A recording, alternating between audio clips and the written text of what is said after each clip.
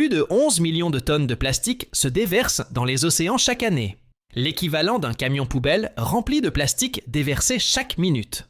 Peu de gens savent qu'une bouteille en plastique dans laquelle on boit aujourd'hui peut survivre jusqu'à 500 ans dans l'environnement. Mais il y a aussi une bonne nouvelle. Malgré ce sombre avenir, le plastique n'est pas totalement inutile après une seule utilisation. S'il ne peut pas être recyclé à l'infini comme le verre, la plupart des plastiques courants peuvent être collectés, nettoyés et transformés en de nouveaux produits. Des vêtements et articles ménagers aux emballages qui réintègrent le cycle de consommation. Comment se déroule exactement ce processus? Bienvenue dans une nouvelle vidéo. Rejoignez l'usine et découvrez l'une des usines de recyclage du plastique les plus avancées au monde. Découvrez en direct le parcours de renaissance d'un matériau essentiel, sujet de vifs débats à travers le monde. Si vous aimez ce type de contenu, abonnez-vous à notre chaîne. C'est gratuit. C'est parti. Mais la renaissance du plastique ne se limite pas à sa transformation en bouteille ou en article ménager. Dans certains pays, on trouve également des moyens de transformer les déchets plastiques en énergie. Singapour en est un parfait exemple. Ici, le plastique mis au rebut est rarement recyclé en nouveaux produits. La plupart est plutôt envoyé vers d'immenses usines de valorisation énergétique des déchets. Dans ces installations, le plastique, ainsi que d'autres déchets municipaux, est brûlé dans des fours géants à des températures extrêmement élevées. Ce procédé réduit le volume de déchets jusqu'à 90%, tout en produisant de la vapeur pour alimenter des turbines et produire de l'électricité pour le réseau national. Pour un petit pays aux terres limitées, cette technologie est considérée comme une solution optimale pour la gestion des déchets et par conséquent pour créer de l'énergie supplémentaire. Le modèle de valorisation énergétique des déchets est déjà largement adopté en Europe et au Japon, mais il n'a pas encore été généralisé à l'échelle mondiale. Aux États-Unis, les coûts d'investissement élevés et le faible coût de l'énergie ont empêché la généralisation de la valorisation énergétique des déchets. Cependant, face à la pression croissante exercée par la pollution plastique et le changement climatique, pensez-vous que ce modèle devrait être adopté à l'échelle mondiale?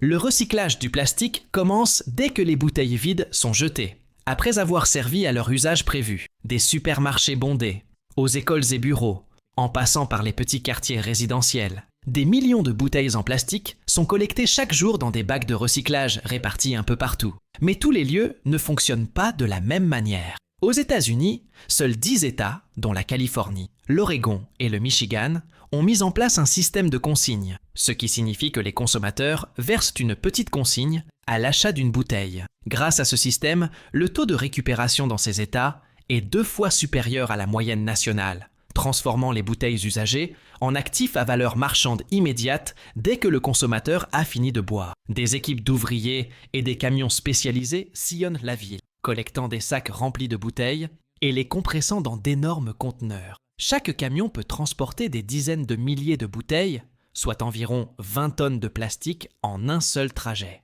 À leur arrivée à la station de transfert, les bouteilles sont déchargées en totalité, grâce à des tapis roulants ou des basculeurs. En quelques minutes, des dizaines de tonnes de bouteilles déferlent sur la cour, formant d'immenses montagnes de plastique qui scintillent au soleil dans un mélange de couleurs, vert, bleu, transparent et autres teintes pâles. Ces énormes amas de matières premières sont ensuite acheminés vers la chaîne de traitement, où les technologies modernes les transforment de déchets en matériaux propres, prêts à être réutilisés.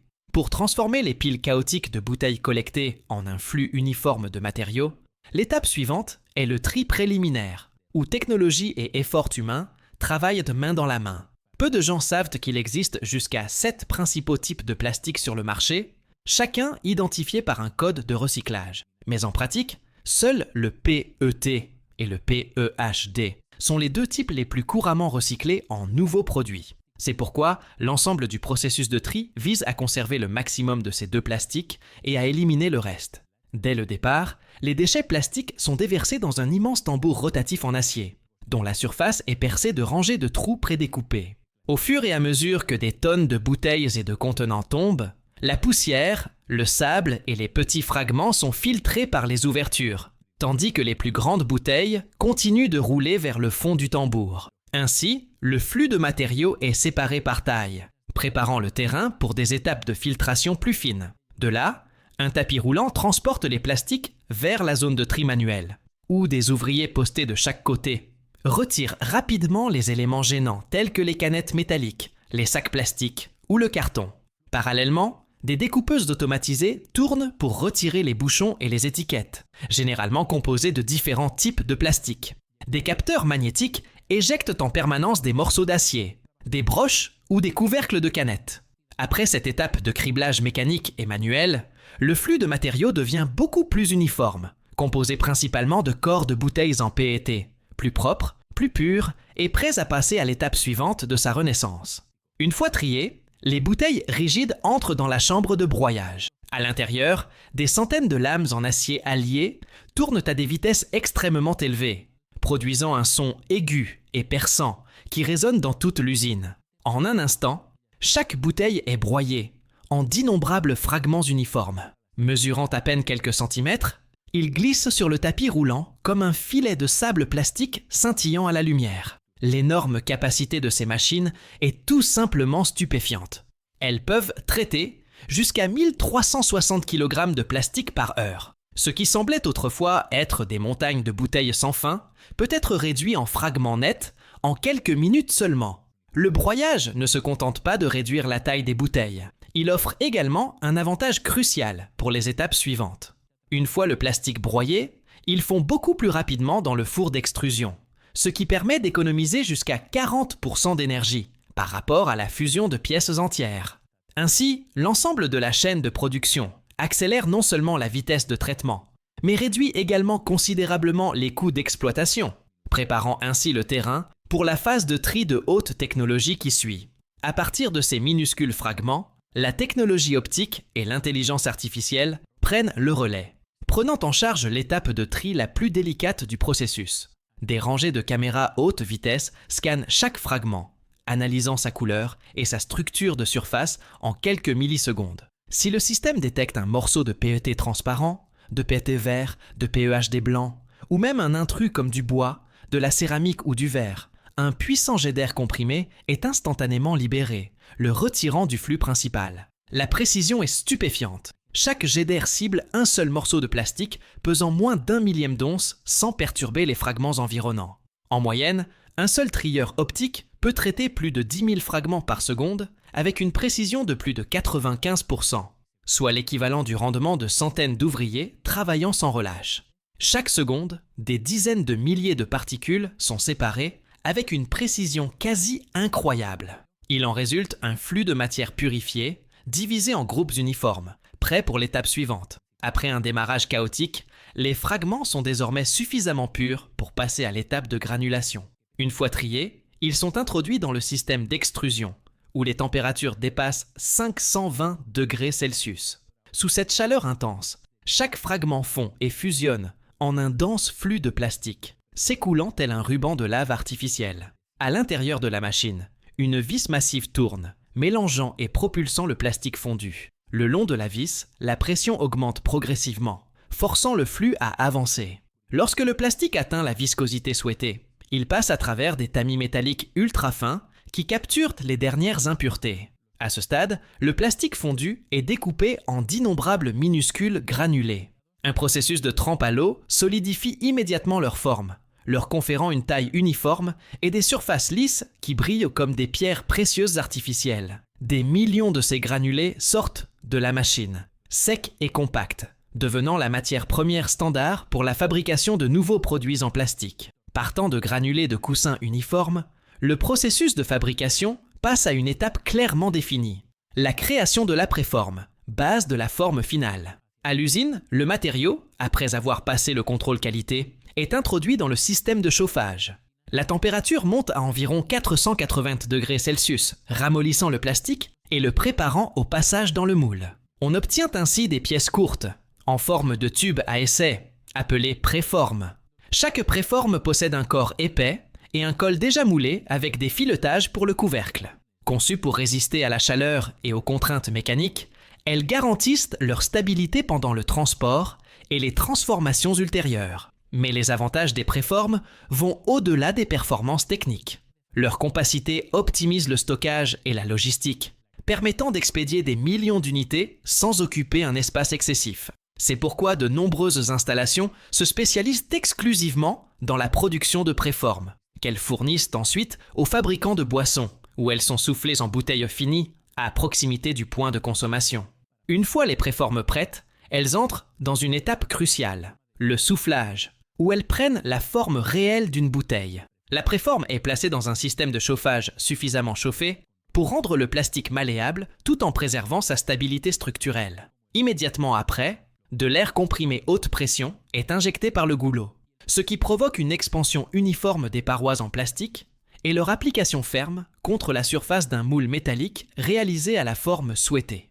Une préforme de 1,5 litre, longue de seulement 10 à 12,7 cm, peut atteindre 4 à 5 fois sa hauteur initiale après soufflage. Cette technique est considérée comme l'une des étapes les plus précises et les plus automatisées de la production de bouteilles en PET. Chaque système permet de fabriquer des milliers de bouteilles en quelques secondes, avec des écarts réduits au strict minimum. L'épaisseur des parois, la précision du filetage, la concentricité et la brillance de la surface sont surveillées en permanence par des capteurs et un logiciel. Le résultat est une bouteille légère, mais suffisamment solide pour contenir des boissons gazeuses, étanches et capables de conserver sa forme sous pression. Au-delà des normes techniques, ce procédé offre également une flexibilité remarquable. La contenance, les courbes du corps, l'emplacement de l'étiquette ou même les logos en relief peuvent être personnalisés selon les exigences de la marque. C'est l'étape qui transforme une préforme plastique en bouteille PET finie, prête à être refroidie et conditionnée. Immédiatement après la sortie du moule de soufflage, la surface de la bouteille est encore extrêmement chaude, ce qui rend la paroi en plastique molle et sujette au gauchissement si elle n'est pas traitée immédiatement. C'est pourquoi les lignes de production acheminent les bouteilles vers un système de refroidissement instantané utilisant des jets d'air froid ou de circulation d'eau pour stabiliser la structure. Ce refroidissement rapide assure un durcissement rapide du matériau et la conservation de sa forme initiale. Fait remarquable, dans les usines modernes, la vitesse de refroidissement est calibrée avec une précision extrême. Une bouteille en PET fraîchement moulée peut atteindre une température de sécurité en moins de 5 secondes. De plus, de nombreux systèmes récupèrent la chaleur dégagée par les bouteilles pour chauffer l'eau ou l'air, économisant ainsi de l'énergie et réduisant les coûts d'exploitation.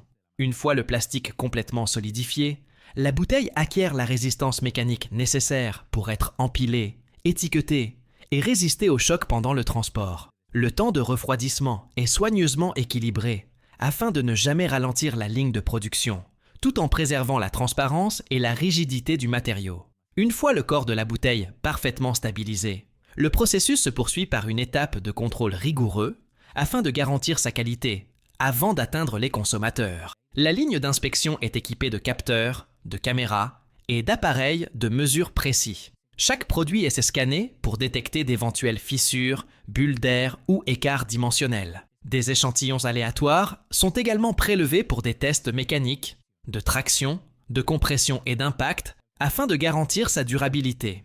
Pour les bouteilles destinées à l'alimentation et aux boissons, des laboratoires effectuent des analyses chimiques afin de garantir l'absence de substances nocives. Ce n'est qu'après avoir passé avec succès une série de tests rigoureux que le produit peut être commercialisé. Les articles approuvés sont collectés par lots importants, empilés sur des palettes et emballés sous film protecteur. Des palettiseurs robotisés organisent avec précision des milliers de bouteilles, contenant ou articles en plastique. Chaque lot est étiqueté avec un code de traçabilité, garantissant une transparence totale. De la matière première recyclée au produit fini. Depuis l'entrepôt central, des camions et des conteneurs d'expédition livrent les produits aux supermarchés, aux usines de boissons ou aux commerces de détail.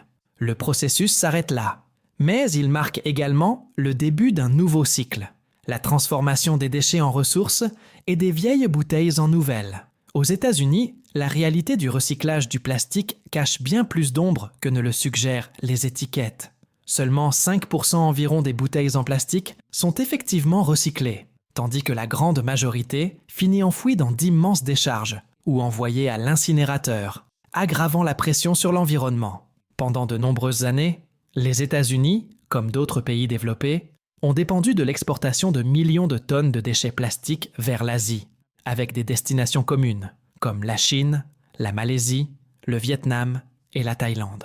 Mais en 2018, Lorsque la Chine a décrété son interdiction d'importation de déchets plastiques, cette porte s'est brusquement fermée, forçant les États-Unis à faire face à leurs propres immenses quantités de déchets. Malgré cela, une partie de ce plastique continue d'être expédiée vers d'autres pays en développement, où les capacités de traitement limitées signifient qu'une grande partie est déversée directement dans les rivières et les océans, alimentant une nouvelle vague de pollution mondiale. De sa mise au rebut à son retour sous une nouvelle forme, le parcours d'une bouteille en plastique révèle la puissance de la technologie et du cycle de production. Chaque étape, de la collecte, du tri, du broyage et du raffinage à l'extrusion en granulés, en passant par le moulage, le préformage et le soufflage, prouve qu'un déchet autrefois considéré comme tel peut être transformé en une ressource précieuse. Le produit final n'est pas seulement la bouteille d'eau habituelle, mais aussi un rappel que les déchets peuvent renaître grâce à une gestion raisonnée. Nous sommes arrivés à la fin. Si vous avez trouvé cette vidéo intéressante, n'oubliez pas de l'aimer, de laisser un commentaire et de vous abonner pour ne rien manquer des prochaines visites industrielles passionnantes.